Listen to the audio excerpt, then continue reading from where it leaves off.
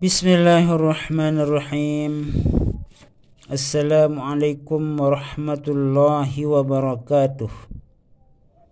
Para subscriber yang dirahmati Allah Subhanahu wa taala, mudah-mudahan kita selalu diberikan kesehatan, keafiatan, diberikan umur yang panjang sehingga kita bisa melaksanakan ibadah, tugas kewajiban kita dalam keadaan kondisi sehat walafiat.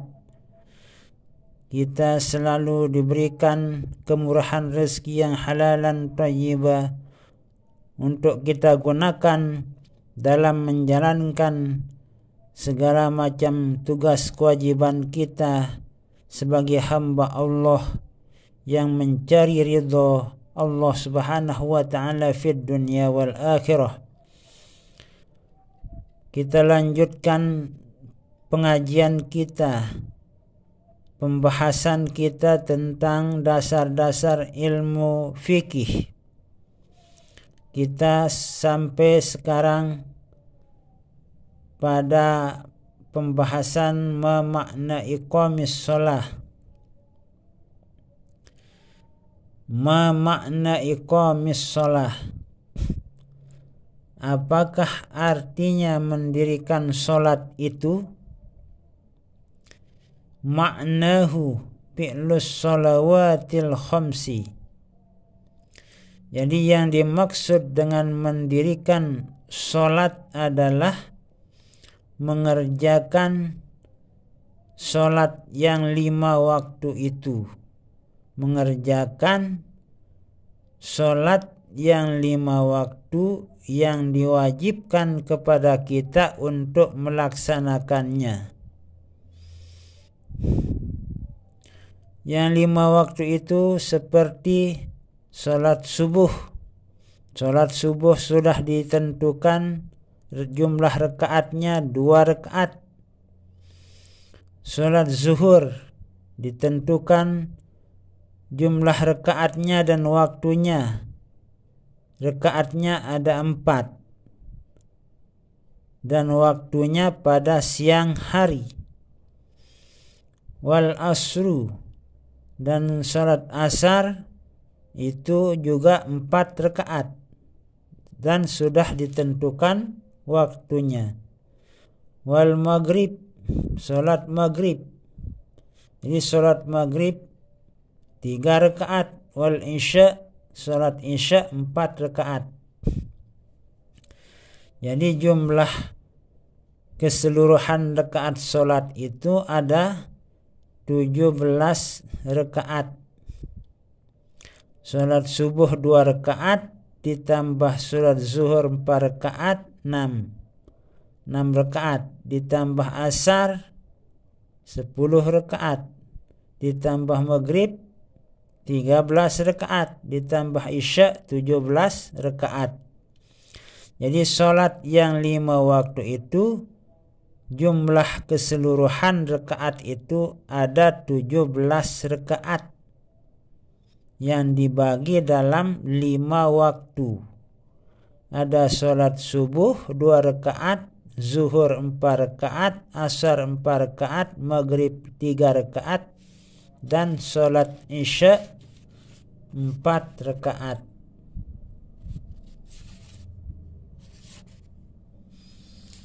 Nah itu salat. Kemudian masing-masing dari salat itu punya niat tersendiri.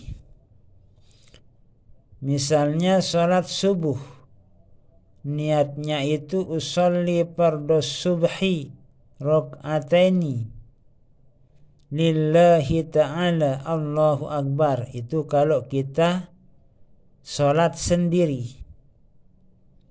Usolli fardhus subhi rak'ataini lillahi ta'ala. Boleh kita mengatakan usolli fardhus subhi walaupun tidak disebut rak'ataini. Jadi cukup usolli fardhus subhi. Nah itu. Kalau kita jadi makmum, usolli fardhu subhi makmuman. Kalau kita menjadi imam, usolli fardhu subhi imaman. Jadi tergantung posisi kita. Kalau posisi kita itu jadi makmum, kita menambahkannya dengan kata makmuman. Usolli fardhu subhi makmuman. Kalau posisi kita jadi imam, kita menambahkannya dengan kata imaman. Usolli fardhu subhi imaman. Jadi walaupun kita tidak sebut jumlah rakaatnya, atau kita tidak mengatakan lillahi ta'ala, juga sudah sah niat sholat subuh kita. Jadi sudah sah niat sholat subuh kita walaupun kita tidak menyebut rakaataini lillahi ta'ala. Tapi kalau imaman atau makmuman itu wajib kita ucapkan dalam hati. Jadi apabila kita menjadi makmum seperti yang saya katakan tadi, wajib kita menyebut kata-kata makmum. Kalau posisi kita itu sebagai imam, wajib kita menyebut imam atau sunat. Jadi sunat kalau menjadi imam. Jadi kalau kita tidak menyebut imaman, kita tidak dapat pahala berjamaah. Nah ini bedanya kita jadi makmum dengan imam. Kalau kita jadi imam, tidak wajib mengucapkan imaman, tapi kita tidak dapat pahala berjamaah. Jadi usolli fardhu subhi misalnya, tidak kita sebut dalam hati imaman itu. Jadi sholat kita sah, tapi tidak dapat pahala berjamaah. Tapi kalau kita jadi makmum, wajib kita mengucapkan dalam hati kata makmuman itu, usolli fardhu subhi makmuman. Nah itu. Jadi niat itu di dalam hati. Nah misalnya kita tidak mampu mengucapkan usolli fardhu subhi makmuman, misal karena kita anggap terlalu panjang kalau diucapkan di dalam hati. Nah cukup kita mengingat. Nah ini pendapat ulama, kita cukup mengingat kalimat usolli fardhu subhi makmuman. Cukup mengingatnya, walaupun kita tidak ucapkan di dalam hati, tapi kita ingat kalimat usolli fardhu subhi imaman makmuman. Nah, jadi cukup dengan mengingat. Jadi bukan harus mengucapkan dalam hati, tapi cukup boleh atau sah juga dengan cara mengingat keadaan kita yang sedang sholat subuh jadi makmum. Nah itu pendapat yang pernah kita dengar. Nah karena kondisi kita itu bermacam-macam. Ada yang menyebabkan orang berwas-was karena disebabkan melapaskan niat itu di dalam hati yang menyebabkan dia itu kesulitan. Padahal ada solusinya. Ya, sekedar mengingat lapas niat tersebut sudah dikatakan sah sholat kita itu. Kemudian juga sholat zuhur. Sholat zuhur ada niatnya. usolli fardhu zuhri arba'a raka'atin ma'muman lillahi ta'ala, atau usolli fardhu zuhri arba'a raka'atin imaman lillahi ta'ala. Jadi seperti penjelasan yang tadi dalam sholat subuh, boleh kita mengucapkan atau melapaskan arba'a raka'atin, menyebut jumlah rakaat, tapi cukup juga usolli fardhu zuhri ma'muman. Jadi walaupun kita tidak menyebut jumlah rakaat sholat zuhur, sudah sah niat kita itu, sudah sah sholat kita, sudah sah sholat kita karena niat kita itu sudah sah. Jadi tidak wajib kita mengucapkan jumlah rakaat itu, tidak wajib kita melapaskan jumlah rakaat arba'a raka'atin. Walaupun kita tidak mengatakan arba'a raka'atin lillahi ta'ala, juga tidak menyebabkannya sholat kita batal. Jadi sholat kita itu sah walaupun kita tidak mengatakan arba'a raka'atin. Demikian juga sholat asar, niatnya usolli fardhul asri arba'a raka'atin imaman atau ma'muman.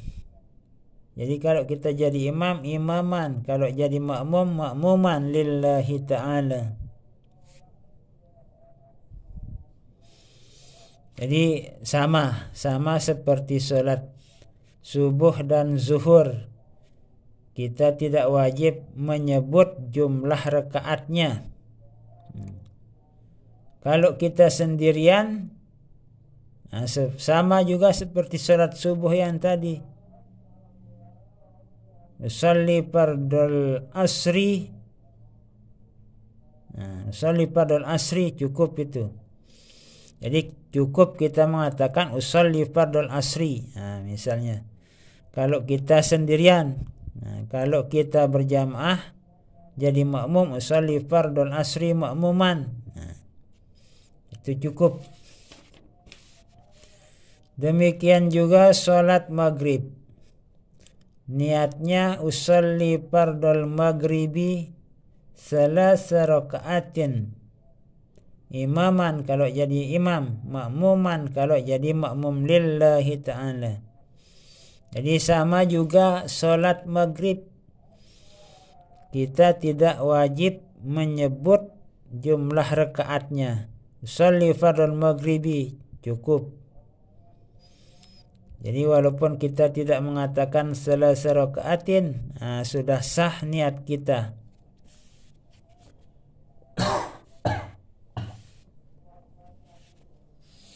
Jadi niat kita sudah sah.